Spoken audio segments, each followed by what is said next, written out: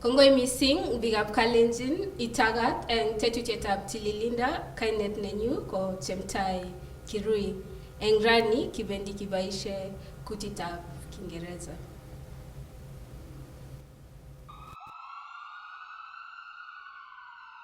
Nito ko tetutietab tililindo ole inyorune logoiwek tugul chetinyegei ak kanyoiset cheboto kanetisiosiek chetoretin eng teretab mionwogik. I am Dr. Anjumanara Omar.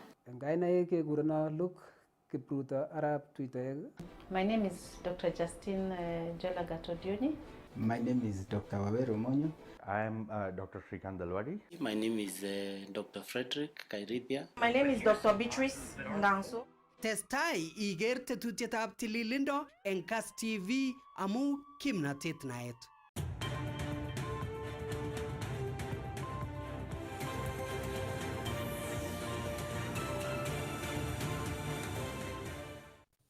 Thank you so much. Like I've said tonight, we are going to use the language of Chumbek.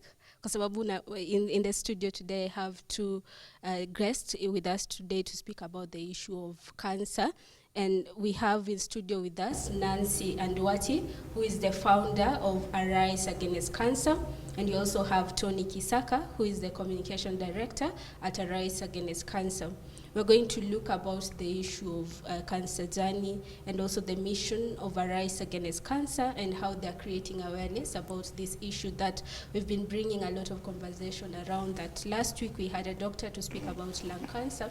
And one of the things that came out is about the issues of screening, discussions, and also having this conversation so that each one of us understand what they need to do before, during, and even after. So without wasting more time, I'll introduce our guest today, but I'll let Nancy start by introducing herself, and then she'll give it up to Tony, and then we can continue the conversation. Thank you so much, Nancy. We appreciate you, and I'm really glad that you're able to come here from the discussions we had outside the studio to you being here today. I really appreciate you. Probably you can start by telling us who you are and what you do. Thank you, Chemutai, for having us. I'm very grateful. My name is Nancy Andwati. I am a breast cancer survivor. And with me, I have Tony Kisaka. He is our communications director in the Arise Against Cancer. I am the director and founder for Arise Against Cancer. Yeah, thank you, welcome. Hi, Tony. Hi. Well, my name is Tony Kisaka, and as it stated, I'm the director of communications in the Arise Against Cancer NGO, amongst other things that I've been doing outside, obviously. And I'm really an advocate towards finding a cure for cancer, being able to support cancer patients, and in essence, just the whole infrastructure or the whole ecosystem where cancer is involved. Yeah, and I really appreciate you taking the time to come and have this conversation with us, because the time has come for us to really speak about it, you know. And when we were sitting down and thinking about this month of April, and so a part of March is what conversation do we need to bring to our audiences who tune in every Monday to have discussion about health. I thought, hey, why not bring doctors, patients, and people in the NGO industry to just talk a little bit more to understand the disease that many people feel burdened when they are with it, to know that they are not alone. Yeah. And Nancy, when you're speaking, you talked about being a survivor, breast cancer survivor. Probably we can start from there, because we need to understand the journey first before we know what the work is being done around that. Yeah. Could you take us back to your diagnosis? How was it? How did it come about? I was diagnosed back in 2021, July 2021. I did not have any symptoms. However, prior to that, I had had a small incident just closing the door of my car, and it hit my little finger, which started swelling. And when it swelled, I brushed it back just like the way we do normally, traditionally, and I knew that was over because the pain went. So after about 2 days, I noticed there was a lymph node swelling, so I knew it was a reaction to the little finger. Traditionally, that's what we used to say. You have a lymph node swelling somewhere, you know it is reacting to something that has happened, and then it will go. So I knew it would go. But it persisted, and after about 2 weeks, I noticed it was becoming bigger and more painful, the swelling. So I decided to go and get some painkillers over the counter, of course, treating ourselves and all that, yeah. However, that did not go. Months down the line, it persisted, and I noticed a second swelling. There was a third, but still I thought it was just about that pain that I had.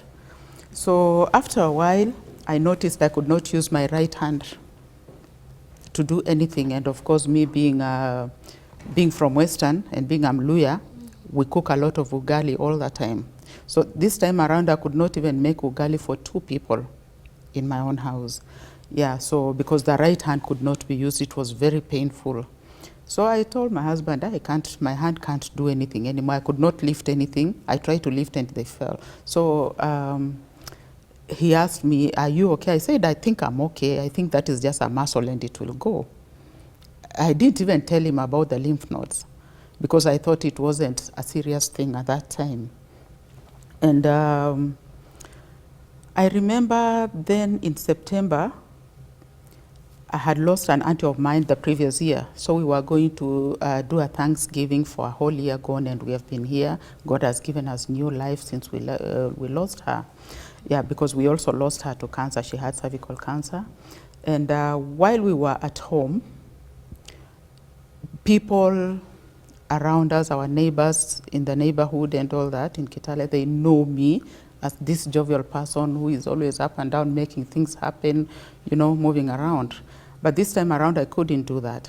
I was feeling a lot of fatigue. I was feeling sick. And I think this more sickness decided to come when I was at home so that somebody else can realize and say this one needs to see the doctor. Yeah, so I left the group, the meeting, and went to the room to sleep. And somebody followed me and told me, Nancy, what's wrong with you? It's not like you. Yeah, when we are at home, you're always jovial. And are you okay? I said, no, I'm not very well. So when that lady left, so I decided, I took my phone and I called my brother who was also in the crowd, and I told them, please come to the bedroom. I called him and I called 2 of my cousins and my sister. I told them, I think I'm not very well. They insisted we go to see the doctor that time. So we left the meeting and we drove to Kitale. We went to see a doctor there, and he took tests, and we took scans, and he told me, you know, that time I'm just me and the doctor in the room, and he told me, did you come with anybody else? I'm very stubborn. So I told him, Doc, when I walked in this room, I walked alone. What is it you're asking about if I came with anybody else? Whatever it is, just talk to me. I'm here. Look at me. Look at my age. Yeah, so he told me, Nancy, I think you have cancer, breast cancer. And I said, that's okay. You know, I think it's still, yeah, I said, that's okay. I was playing strong. So after that, he showed me, and I said, I want to see on the screen. He showed me the areas that were swollen, and he told me it has actually moved from where it's supposed to be. It has moved, and you have several lymph nodes now. Yeah, so that still did not even scare me. So he told me, I want you to go and see this other doctor next door. From there, he will direct you. I said, that's okay. So when I left his room, my brother, my sister, 2 of my cousins were seated outside there, and they told me, what has the doctor said? I told them nothing. He says, the doctor says I'm okay, but he has said, I see Dr. So-and-so. They know me. They know I'm very stubborn. So we went to see the other doctor, and the other doctor told me, Nancy, you have breast cancer and it is growing very fast. I need you to go to see the surgeon.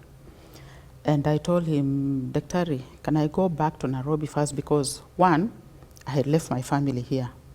My husband, my children were all here. I was in Kitale just with my other family now. And I told him, can I go to Nairobi? And he told me, yeah, you can go, but don't wait. If you don't have a doctor, I will give you a doctor to go and see. So I got here. By the time I was getting here, my brother had already called my husband. because they knew I might get here and just decide to walk alone to the doctors. Sometimes I like to do things by myself without scaring other people. Yeah, so we got here, and because my husband had already been told, he told me tomorrow we are going to see the doctor. I said, all right. So I called a friend of mine who had benign, she had a lump, but hers was benign. So I asked her, who did you see? And she told me, she gave me a doctor's name. So we went to see this doctor. Yeah, and the doctor, the journey is long because from one doctor to another, yeah. Wow.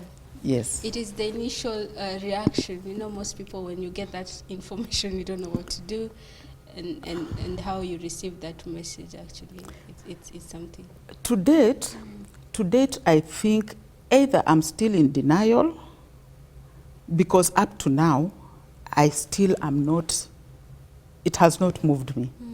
Yeah, it has not moved me because even then, I didn't show any reactions. You know, I could meet people after we have gone through all the tests, and it is now proven this is stage 3 cancer, grade 3. You know, that means it's going to stage 4. Yeah, I still was not in shock, even though I had lost my mother to cancer in 2016. It still did not hit me that this could be a death threat. I was just calm. I was just okay. For me, I was just okay. Yeah. So, so now when it was certain that it was cancer and I needed treatment, we started the process of going to see the doctors. One of my daughter knew a very senior cancer doctor, oncologist, and she told me, Mommy, I've booked an appointment. We are going. Without knowing, all my children were there, plus my husband. And yeah, so this doctor calls us in, and he starts taking me through the process, what happens when you have cancer, when you've been told you have cancer, what kind of treatment you will get. Still, that did not scare me. I played very brave to the doctor. And when he was telling me, Nancy, I would like you to understand that you need to start chemotherapy immediately. You know, most of us know that chemotherapy is a chemical. Okay, before I knew that. Right now, I know it differently. Yeah, and we are going to use chemotherapy, and you know, it is like 1, 2, 3. It will make you have, you will use your, you will lose your sensitivity. You know, you will become black.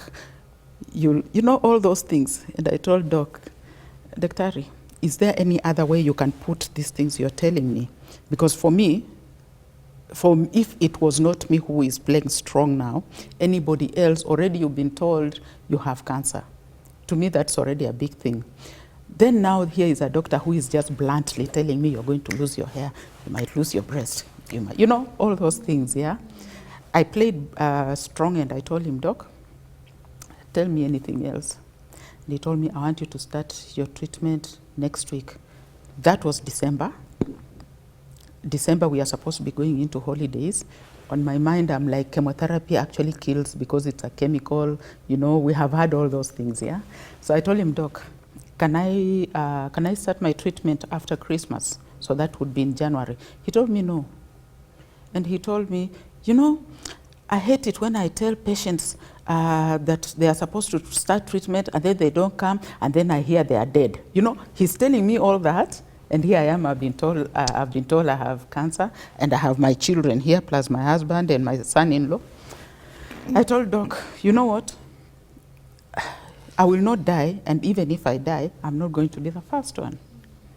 So he left us to live there. My children were trying to push and saying, Mommy, no, you shouldn't go. We shouldn't wait for after Christmas. Because you see, sasa washaingizwa uoga.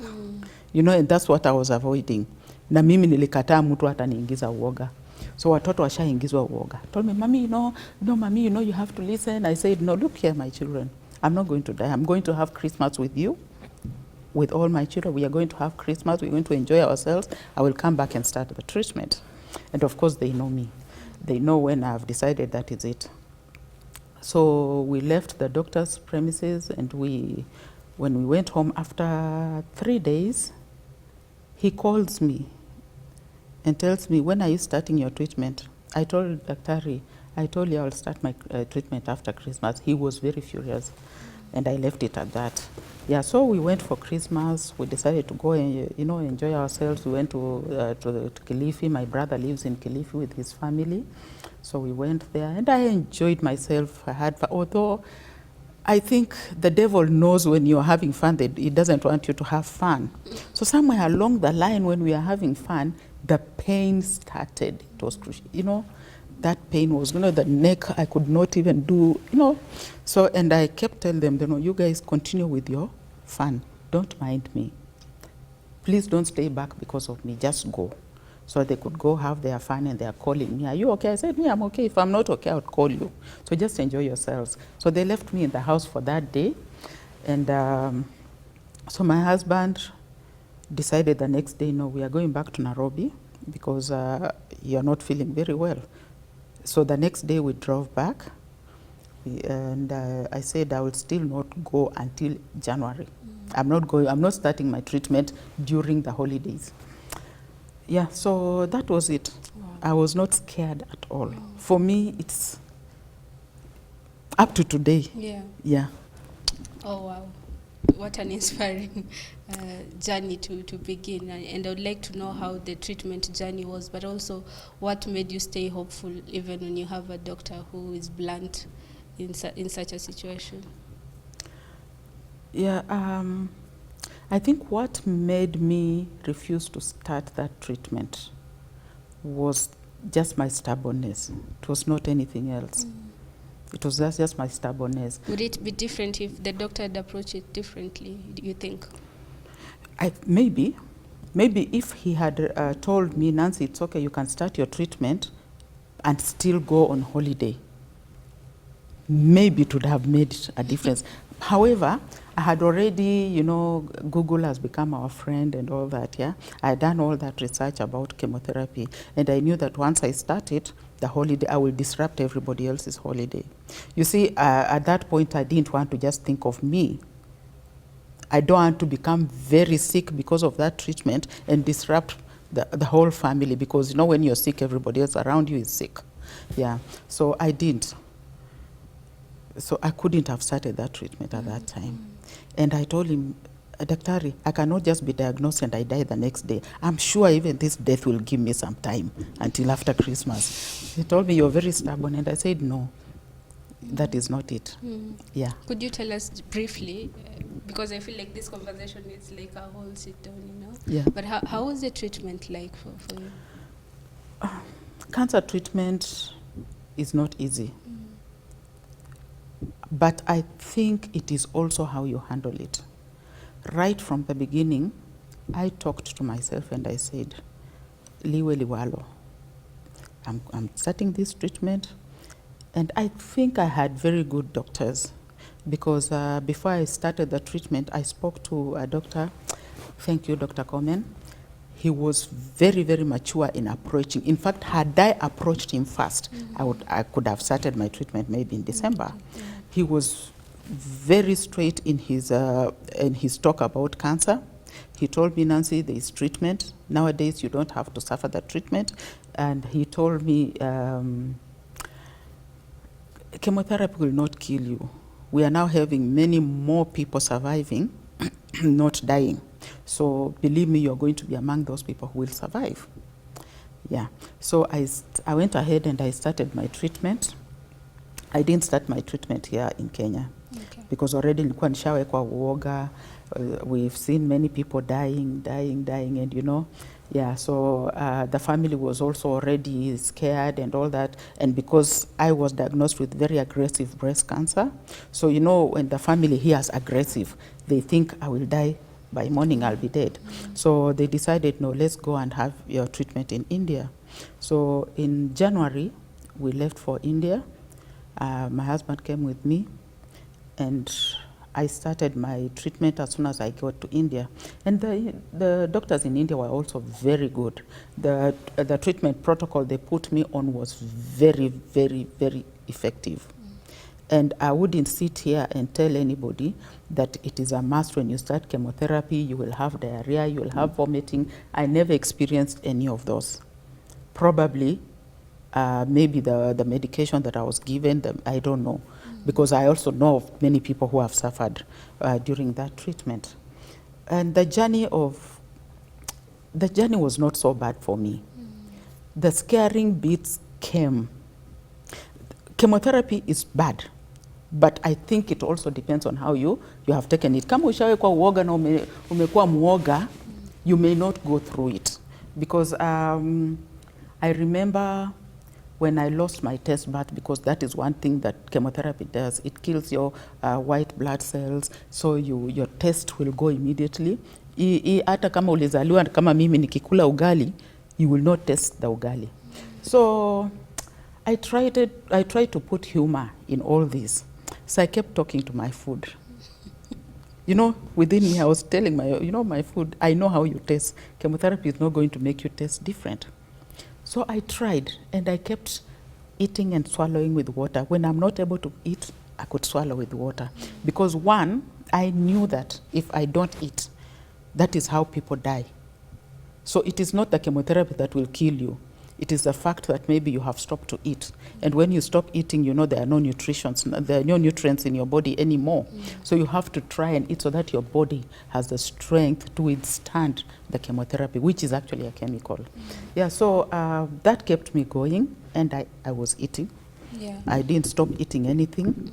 I didn't care even if I was told that you don't take sugar, you don't take what. And I told the doctor, I remember telling the doctor, I will stop taking them once I've recovered once I've finished all this treatment. Because right now I believe I need food, I need energy, you know? Yeah, so I was eating. I never had the bounces of diarrhea. I never had anything. Most difficult parts of chemotherapy was when your hair starts falling off.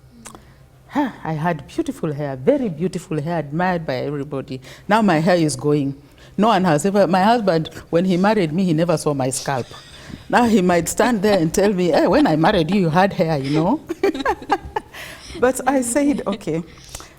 So my hair started falling off. It didn't fall off so much when I was still in India. I don't know what it was about the medication in India. I even bloomed. You know, my skin improved, everything was good. Yeah, so I came back to Kenya, and that is when my hair fell off. Because I continued with my treatment here. Yeah. I did part of it in India, and I didn't, sorry India, but I didn't like staying in India that time. I didn't enjoy it, so I decided to come and do my, continue with my treatment here. Of course, I came with the drugs and everything. Yeah, so I came here, and that's when my hair started falling off. So, but I'm also very crafty with my hands. I started knitting my own head covers and all that. Yeah, and I continued with the treatment. I still never had any problems. Yeah. Yeah. So another bad part of treatment, you know, after chemotherapy, you have been told, Nancy, your lump has all gone. You see, now you're like, oh yeah, I'm okay. There comes the surgery, mastectomy. That killed me. I remember I even skipped the doctor's appointment twice until nikaitiwa mkutano na family. You want to die now that the lump is finished, you just have to do. And at that time, we were having our elections, these past elections. I found very good reasons to skip my appointments. I said, you know, have you seen people fighting on the roads? I can't go. Elections ended, and they told me, "Mulifikiria itaisha." So I went adamantly, but nimekaa tu kwa gari, nimenyamaza, tunaenda. I went for the surgery, and that is what brought me down more. To date, I think that's the biggest frustration I've ever had along this journey. Yeah. Yeah, because after that, again, okay, the doctors have told you now, pathology report is NED, that is no evidence of any disease, you know. People are happy, they are celebrating, but behind me, I've had a mastectomy. So it's not complete. For me, it has taken something away from me. Yeah, for any lady, I believe that is very bad, and I feel very bad, especially for the younger ladies. So after that, then there was radiotherapy. For me, there are many people who have listened to, and the many survivors who have listened to, and they tell me radiotherapy also destroyed their skin, did what. And for me, there were no changes. Maybe the only tiresome moments were you have to drive. We were driving to the hospital every morning to go and do radiotherapy for 25 days. Yeah, so that is the only, with the Nairobi traffic and all that. But for me, even radiotherapy never affected me. Chemotherapy, apart from my hair falling, it never affected me. I don't know, for me it was okay. Yeah. Nancy, look at your hair now. Yeah. My hair is growing back. Yeah. Yeah, the texture is coming back. Of course, it's still a bit, but it will come back. Yeah. Yeah. For me, those are now, I don't worry about it anymore. These are little things. There are bigger things to think about. I have other people who are just being diagnosed. For me, that is something I should worry more about rather than worry about my hair that is already back. God has already brought me out of this.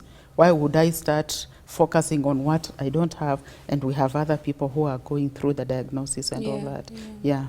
Wow. There's a lot of follow-up I would want to do, but we also need to take a short break. When we come back, Tony will tell us more about the rice, the cancer. Yeah? But just a quick one before we go for a break. Where are you at now in the journey, and how has this diagnosis make a change, if any, on how the outlook of life on you? Yeah. Right now, I'm in what we call survivorship. Survivorship is that period that you are given. Some people you are told after 5 years, you are sure it will not come back. But you see, it causes you a lot of anxiety, because even when I get a small headache, I'm like, oh my goodness, has it come back?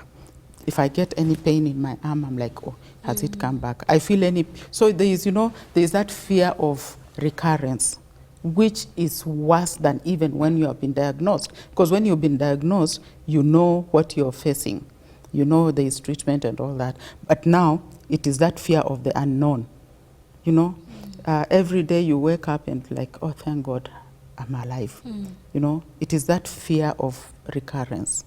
Yeah, and where we are at now, we also, along the way, we have what is called the scars of hope. We walk around with scars. After when you've been diagnosed, there's what is called biopsy. Biopsy is that one also they cut into your skin. And then before you start your treatment, you're given the option of how do they infuse the chemotherapy in you. So they give you all the ideas. So we have what are called chemotherapy pots. I still walk with one. And I remember we had gone somewhere, and a cousin of mine asked me, is that a heart pacer? I laughed and I told her yes. I just didn't want to start explaining to her everything. So I told her, yes, it is. But then behind me, I was like, oh my goodness. So this is another stigma. People think if you have something like this, or maybe chemotherapy, maybe you have heart failure, so you have to have a pacer and all that, yeah? So we have all those are called scars of hope. Much as there is mastectomy, but you see, that is going to give you hope to live. Yeah, but we walk around with them. Yeah. Wow. We laugh, but it's not a funny, it's not a funny issue. It's a learning process, and conversation like this makes us understand. I think it is good to laugh. Yeah. It is good to laugh because I remember after diagnosis, the number of visitors I was receiving in my house, until I told, there's another group that came, and I was like, oh my goodness, is this what happens when people are dying? They are preparing you matanga. I told them, hey, mpango yangu imeanza sasa.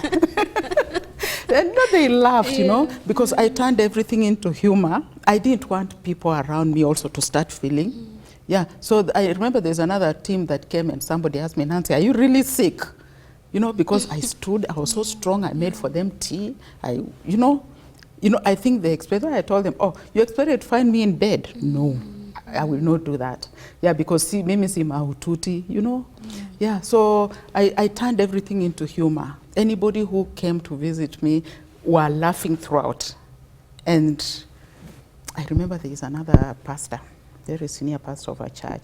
And she told me, Nancy, you know, if God doesn't bring you out of this, he will have let you down, because you have already, you know, the way you are, you have already shown that you are okay, you know. So God should see that and have mercy on me. And I think God has mercy on me. And maybe when I was in India, I used to make the nurses laugh. You know, Yeah, I used to make them laugh. And I remember every after the treatment, because it was every few days I'm there, you know. And I could go with a whole pack of chocolate, and what I asked another nurse, I thought we are not supposed to eat sugar. She told me, no, Nancy, what? We are celebrating you because look at all these doctors. It's only your bed that laughs all through. Yeah, so I think how you take any critical illness is how you will end up. If you take it with, if you know you internalize the pain, you internalize everything, they say stress also will contribute to you not healing faster. So I believe some of those things are what, Thank you for sharing, Nancy. I'm speaking to Nancy Andwati and Tony Kisaka, who will be speaking to us when we come back from the short break that we're going to take. They are the team from Arise Against Cancer here tonight to talk to us about the journey of Nancy as she has shared, and also the mission behind Arise Against Cancer.